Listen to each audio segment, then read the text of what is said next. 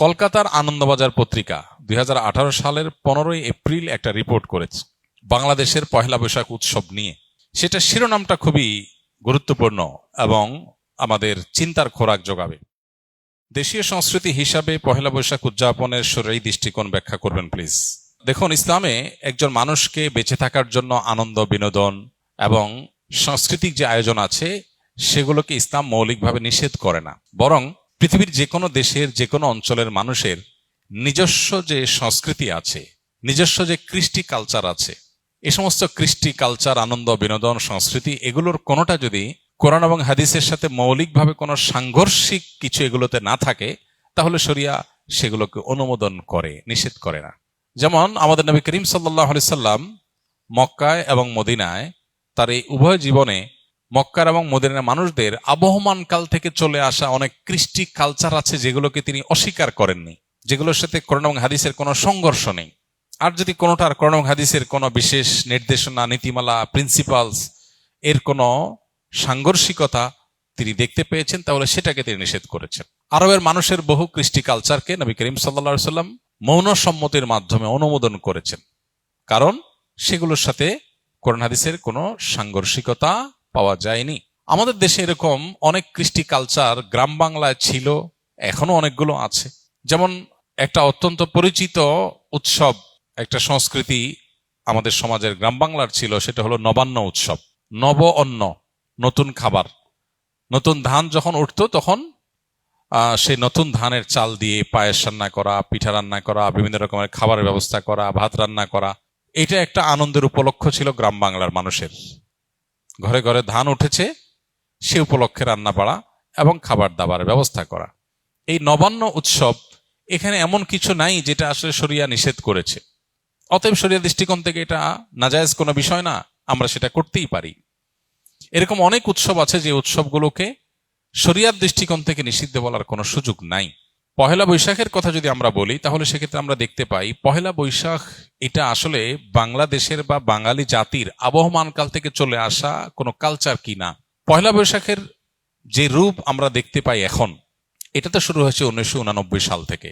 ধাপে ধাপে এটা পরিবর্তিত হয়েছে, সেটা আমরা জানি সবাই। বাট এটার একেবারে প্রাচীন রূপ যদি আমরা দেখি পহেলা বৈশাখের, তাহলে দেখতে পাই পহেলা বৈশাখ উপলক্ষে মূলত জমিদারি প্রথা যখন চালু ছিল এ অঞ্চলে, তখন জমিদাররা বছরের যে খাজনা নিত কৃষকদের কাছ থেকে, এই খাজনা তোলার শেষে বছরের প্রথম দিনে তারা এই পহেলা বৈশাখে তারা একটু মিষ্টি মন্ডা প্রজাদেরকে খাওয়াতো। তাহলে এটা ছিল খাজনা উত্তোলন উৎসব, যেটা করতো জমিদারেরা। জমিদার প্রথা বিলুপ্ত হয়ে যাওয়ার পর এই খাজনা উত্তোলন প্রথাও বিলুপ্ত হয়ে গেছে। এরপরে পহেলা বৈশাখের দ্বিতীয় ধাপে যে কালচারটা আমরা আমাদের শৈশব থেকে দেখে বড় হয়েছি গ্রাম বাংলায়, সেটা হলো গ্রামে শহরে সব জায়গায় একটা কালচার ছিল, সেটা হলো হাল খাতা। সারা বছর যত রকমের ব্যবসা বাণিজ্য হতো, বিশেষ করে মুদি মালামাল, অন্যান্য যে সমস্ত সব রকমের ব্যবসা বাণিজ্যই যেগুলো চলমান ছিল, দোকানদারেরা তাদের সারা বছরের যে লেনদেন হতো, বাকিতে যে লেনদেন হতো, এই সব পাওনাদারদেরকে চিঠি দিত চৈত্র মাসে যে পহেলা বৈশাখ শুভ হাল খাতা, দোকানে আসবেন, দেনা পরিশোধ করবেন, যেহেতু দেনা পরিশোধ করছেন সেজন্য আপনাকে একটু মিষ্টিমুখ করানো হবে। এই হাল খাতার কালচার গ্রামে শহরে সব জায়গায় ব্যাপকভাবে আমাদের দেশে প্রতিষ্ঠিত ছিল। সারা বছরের দেনা পহেলা বৈশাখে এসে পরিষ্কার করে, ক্লিন করে, নতুন করে আবার খাতা খোলা হতো। এই জন্য এটার নাম ছিল হাল খাতা। এই হাল খাতা হলো পহেলা বৈশাখের দ্বিতীয় ধাপের সংস্কৃতি বাংলাদেশের মানুষের বা বাঙালির।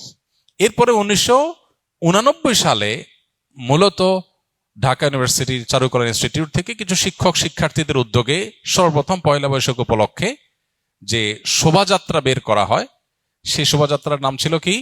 আনন্দ শোভাযাত্রা। কিছুদিনের মধ্যেই সেটার নাম পরিবর্তন হয়ে গেল মঙ্গল শোভাযাত্রা। তারপরে আবার সেটা পরিবর্তিত হয়ে এখন বৈশাখী শোভাযাত্রা বা অন্য কোনো নাম পর্যন্ত হয়তো এসে ঠেকেছে। এই যে মঙ্গল শোভাযাত্রা, যেটি পহেলা বৈশাখ উপলক্ষে দীর্ঘ বেশ অনেক বছর যাবৎ খুব ঘটা করে প্রতিপালিত হয়েছে আমাদের সমাজে, এটা প্রথম কথা হলো বাংলাদেশের মানুষের বা বাঙালি জাতির আবহমানকাল থেকে চলে আসা কোনো কালচার না। কৃষ্টি বা কালচার কোনো কলেজ বিশ্ববিদ্যালয় থেকে পরিকল্পিতভাবে নোট লিখে একদম সাজিয়ে গুছিয়ে কোনো কৃষ্টি বা কালচার এভাবে শুরু হয় না। আমাদের বাংলাদেশের মানুষের যে আবহমান কাল থেকে যে চলে আসা কালচারগুলো একেবারে মানুষের ভেতর থেকে উঠে এসেছে, এই পহেলা বৈশাখ উপলক্ষে মঙ্গল শোভাযাত্রার নামে যা হচ্ছে, অন্তত এটা কখনো সে আবহমান কাল থেকে চলে আসা বাংলাদেশের মানুষের মধ্য থেকে গড়ে ওঠা বেড়ে ওঠা কোনো কৃষ্টি বা কালচার না। এটা হলো প্রথম কথা। দ্বিতীয় কথা হলো যে এই পহেলা বৈশাখের মঙ্গল শোভাযাত্রাকে ঘিরে যত আয়োজন হয়ে থাকে, বিশেষ করে মঙ্গল শোভাযাত্রা যে বিভিন্ন প্রাণীর মুখোশ এবং বিভিন্ন রকমের প্রাণীর ভাস্কর্য এটা নিয়ে যে র্যালি বের করা হয়ে থাকে, খুব সচেতনভাবে আপনি লক্ষ্য করলে দেখতে পাবেন এখানে পেঁচা, ইঁদুর, হাঁস, ময়ূর এমন কিছু প্রাণীর মুখোশ সেখানে খুবই পরিকল্পিতভাবে ব্যবহার করা হয়, প্রদর্শন করা হয়, যেগুলো একটা বিশেষ ধর্মের মানুষের ধর্মীয় বিশ্বাসের সাথে সংশ্লিষ্ট, যেগুলোর অনেকগুলোই হিন্দুদের বিভিন্ন দেবতার বাহন হিসেবে হিন্দু ধর্মে এটি প্রতিষ্ঠিত। এবং এই যে শোভাযাত্রা হয়ে থাকে, এই শোভাযাত্রার আয়োজক চারুকলা ইনস্টিটিউট সংশ্লিষ্ট শিক্ষক বৃন্দ, ব্যক্তিবর্গ বিভিন্ন সময়ে যে সমস্ত বক্তব্য পত্রপত্রিকা দিয়েছেন, আপনি এখনো গুগল করলে, অনলাইনে সার্চ করলে আপনি দেখতে পাবেন যে তারা স্পষ্ট করে বলেছেন মঙ্গল শোভাযাত্রাটা হলো মঙ্গলের উদ্দেশ্যে যাত্রা। মানে এই যাত্রা কেন হচ্ছে? যাতে করে মঙ্গল আসে।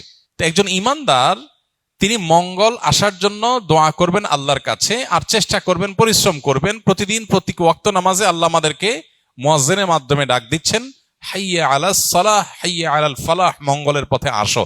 প্রতিদিন 5 বার ডাকা হচ্ছে সালাতে আসার, আল্লাহর কাছ থেকে দোয়া করে প্রার্থনা করে মঙ্গল চাওয়ার নির্দেশ আমাদেরকে দেয়া হচ্ছে। সেখানে এই বিশেষ প্রাণীর মুখোশ এটা ধারণ করার, র্যালিতে নিয়ে বের করার মধ্য দিয়ে মঙ্গল আসতে পারে বা মঙ্গল এভাবে আহ্বান করে মঙ্গল আনা যেতে পারে, এরকম বিশ্বাস করা ইমানের সাথে অসঙ্গতিপূর্ণ। এই বিষয়গুলোকে সামনে রাখলে স্পষ্ট হয় যে এটা আসলে মুসলমানদের উপর চাপিয়ে দেওয়া একটা সংস্কৃতি, যেটা মূলত অনেক ক্ষেত্রে হিন্দু ধর্মের মানুষদের সংস্কৃতি, সেটা মুসলমানদের উপরে চাপিয়ে দেওয়া হচ্ছে। পহেলা বৈশাখকে ঘিরে, মঙ্গল শোভাযাত্রাকে ঘিরে যে কালচার, যে কৃষ্টি আমাদের সমাজে আজ পরিচিতি লাভ করেছে, যেটা আমরা মঙ্গল শোভাযাত্রা দেখতে পাই, এইটাতে আপনি যে সমস্ত উপাদান দেখতে পাবেন, এগুলো মূলত একটা বিশেষ ধর্মের মানুষের ধর্মীয় বিষয় আশয়, সেগুলোকে বাঙালি সংস্কৃতির নামে আমাদের সমাজে গেলানো হচ্ছে। খুবই দুর্ভাগ্যজনক বাস্তবতা। নবীজি বলেছেন, মান তাশাব্বাহা বিকওমিন ফাহুয়া মিনহুম, যে ব্যক্তি কোনো জাতির সাথে সাদৃশ্য গ্রহণ করবে সে তাদের অন্তর্ভুক্ত হয়ে যাবে। এ ব্যাপারে আমি লক্ষ্য করেছি বেশ কয়েক বছর আগে থেকে। গত পরশু দিনও আমি আবারও এ বিষয়ে অনলাইনে সার্চ করে দেখেছি। কলকাতার আনন্দবাজার পত্রিকা 2018 সালের 15 এপ্রিল একটা রিপোর্ট করেছে বাংলাদেশের পহেলা বৈশাখ উৎসব নিয়ে। সেটা শিরোনামটা খুবই গুরুত্বপূর্ণ এবং আমাদের চিন্তার খোরাক যোগাবে। এখনো সেটা অনলাইনে আছে, এখনো আছে। মানে কখন ডিলিট করে ফেলে তারা বা ডিলিট হয়ে যায় আমরা জানি না, তবে এখনো আছে। কলকাতার আনন্দবাজার পত্রিকা ঢাকার এই পহেলা বৈশাখ উপলক্ষে যে আয়োজন, বাঙালি উৎসবের নামে যেটা গেলানো হচ্ছে মুসলমানদেরকে, সেটা সম্পর্কে শিরোনাম করেছে, হেডলাইন করেছে, ঢাকার পয়লা যেন অষ্টমীর এক ডালিয়া। অতএব এরপরও যদি কোনো মানুষ, কোনো মুসলমান যদি বিভ্রান্তিতে থাকেন, তাহলে তাকে আল্লাহর উপর ন্যস্ত করা ছাড়া আর কিচ্ছু করার নেই। আমাদের দায়িত্বশীল ব্যক্তিগণের প্রতি আমাদের উদাত্ত আহ্বান থাকবে, তারা অবশ্যই আমাদের দেশের সংস্কৃতিকে ধারণ করবেন, সেটার প্রচার করবেন, আমরা সেটা ধারণ করব, প্রচার করব।